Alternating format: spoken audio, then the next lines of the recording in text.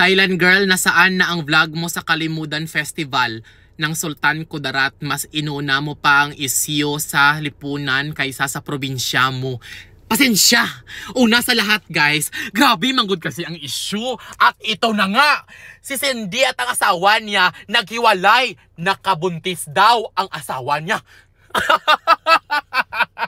Pasensyahan nyo ako. Grabe ang issue sa lipunan. So una sa lahat, gusto ko mag-sorry sa lahat ng mga taga-Sultan Kudarat News, no? Dahil ang tagal-tagal ko nalabas ang vlog na ito. Pasensya na ako, hindi ko nagawa ng vlog ang Kalimudan, ha? Kay grabe ko occupied ang mind ko. Grabe ang mga issue na lumabas. Hindi ko alam kung ano unahin. Kaya huwag ako sisihin nyo. Ang sisihin nyo, si Teacher Jan. Kay first day pala ng Kalimudan, naglabas na siya ng statement.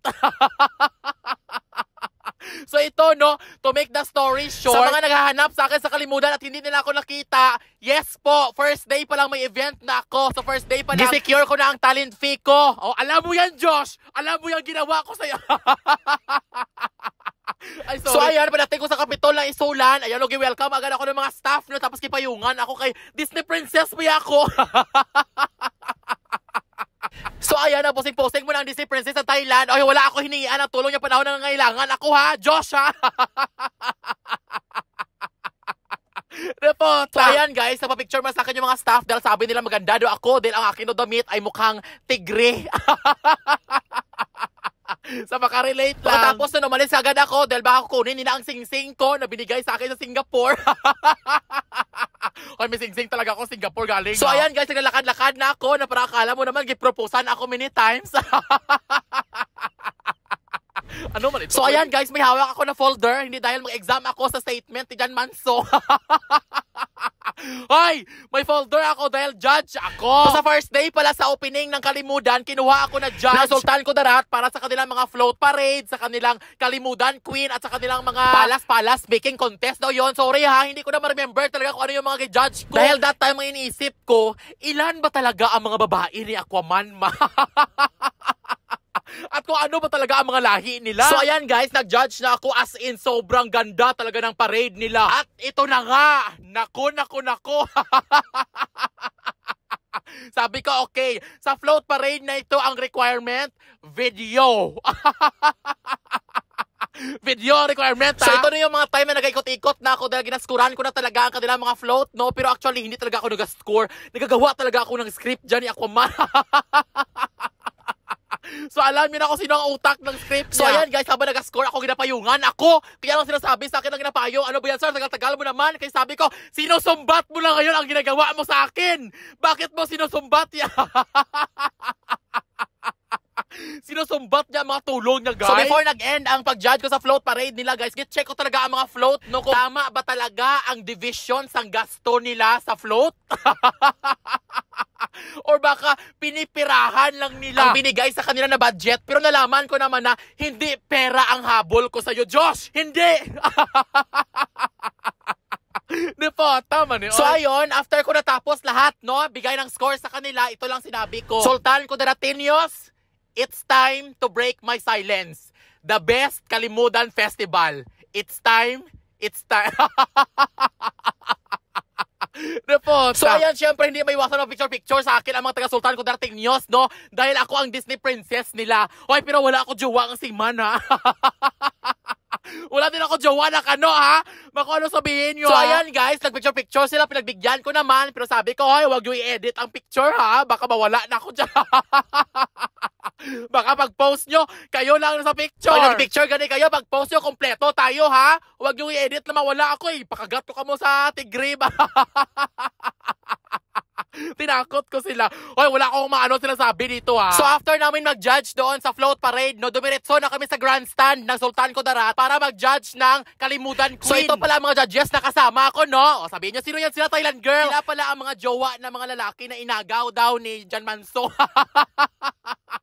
Mga dipota. So ayan, nag-usap-usap kami. Sabi niya, alam mo na ba yung issue about kay Sara Duterte? Sabi ko, ha? May issue na naman. Kaya ang sagot ko sa kanya, ikaw, Bongbong Marcos, presidente ka, may speaker kasi Romualdez. Charot lang. Hoy, joke lang niya. So ayan guys, nandito pala kami para i-judge yung kalimutan queen, no? Ayan, nagsayawan na sila. Sobrang gaganda, sobrang gagaling sumayaw. Tapos mga pure Pinay sila. Kaya sabi ko, what if sila yung mga babae ni Aquaman? Di ba sabi ni Churjan, mga Pinay ba yung mga babae niya? Kaya ayan, habang sumasayaw sila, nag-scoring na ako, no? Nilagay ko sa folder, sabi ko, pues, Derjan, naalala mo pa ba ang larawan na ito? Kaya sa lahat ng mga babae na ito, mga babae ni Aquaman, ang nanalo si Aqua Woman. Siya ang nanalo kasi under the sea siya. Siya pala ay taga-Libak Sultan Kudarat. Ang main judge si Thailand girl. Taga saan? Taga-Libak. So alam nyo na. At by the way guys, ito pala ang mga nagagandahang mga float, o diba? Sobrang lalaki, sobrang gaganda. Pero sa isip ko, doon mga barko lagi ni. Kaya sabi ko, ay, tumalon ka sa barko! Tumalon ka, Aquaman! O syempre sabihin nyo, sino naman nanalo sa float niyan, Thailand girl? Ang gaganda nila, o diba? Taga saan nga ang main judge? Taga Libak. O, sino man nanalo ngayon sa float parade? Taga Libak. Libak din na nanalo dyan. Hoy, baka ano sabihin nyo ha, maganda talaga ang Libak, maganda sila lahat. Kaya sa lahat ng mga bashers dyan, na mag-issue na nanalo ang Libak dahil taga Libak ako, ito lang gusto ko sabihin sa inyo. Totoo ba? Na kinausap mo yung ex mo na jojowain mo ako dahil kailangan mo ng pera para hindi ka ma-depart sa Thailand? Totoo ba yun? Ay, charot lang ha. At tatapos ang first day ng Kalimutan na kumain kami sa resto ng kuya ko sa Kalimutan. Na hanggang ngayon hindi ko pa nabayaran. Kinagabihan naman, nagpa-fireworks ang Sultan Kudarat na grabe, kabongga. Kaya sabi ko, saan kaya kinuha ng mga taga-Sultan Kudarat ang pera? Sa mga seaman? Hindi! Dahil ginamit ko ang 50,000, pinaghirapan ko yon, Diyos! Tapos nandoon pang asawa ni Sarah, sabi niya, hello, what's up sa mga lalaki na ginamit para hindi ma-depart sa Thailand? Tapos sabi naman ni Sarah, what's up sa mga seaman na ang hilig-hilig mga babae? Tapos mahilig magsumbat sa mga tinulong nila sa akin. Sinusumbat mo sa akin, Diyos! So ayan guys, nag-awit na silang dalawa. Ang title ng song nila, Eye of the Tiger. Tapos sabi nila, ano ang hayop sa gitna ni Aquaman at Disney Princess? Kaya sabi namin, Tiger, Tiger! Sa second day naman guys, napa-fireworks na naman sila. So wala akong event at saka video sa second day, no? Kasi that time guys, naglabas ng statement si Sara Duterte. Galit na galit siya kay Marcos. Tapos may artista na dumating galing GMA, nag-awit siya. Ang inawit niya 10 Little Tigers.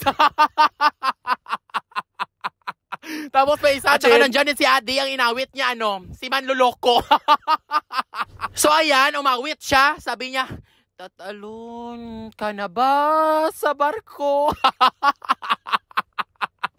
Joke lang. At syempre nandyan din si Jericho Rosales, no, ang inawit niya Let It Go, pang Disney Princess. Tapos sabi niya, let it go, naalala mo pa ba? Sinabi ko sa iyo na pagbaba mo ng barko, hindi ka na babalik dahil kakayanin natin mag-business tayo, Josh. Kaya sabi ko, iba lang yung lyrics. Repota! Hoy! Char lang ito ha. So by the way, dahil sa final na ako bumalik, no, sa third day nag-absent na ako. Kasi nga second day pa lang, nag-post si Aquaman, nagagawa daw siya ng video rebuttal niya doon kay Disney Princess. Kaya sa third day, whole day ako naghintay. Inintay ko talaga. Pero gusto ko lang i-shoutout ang Sultan Kudarat sa Kalimutan Festival. Ha, grabe ang mga utak nyo. Always kayo history maker. Imagine nyo guys, sa first time ko talaga sa buhay ko naka-experience at nakasaksi ha. Nagpa-fireworks sa Kalimutan Festival ang Sultan Kudarat na 360. Ibig sabihin sa left, sa right, sa harapan mo, sa likod, may mga fireworks. As in guys, grabe kabongga. Grabe talaga ang budget nila. Mga diputa ka mo, yan ang rason kung bakit hanggang ngayon hindi nyo pa nabigay ang talent fee ko ba? Pero grabe, impressive. Sa gabi na yun, nandoon pala ang Sponge Cola, nag-awit siya. Ang title ng song niya, It's Time to Break My Silence.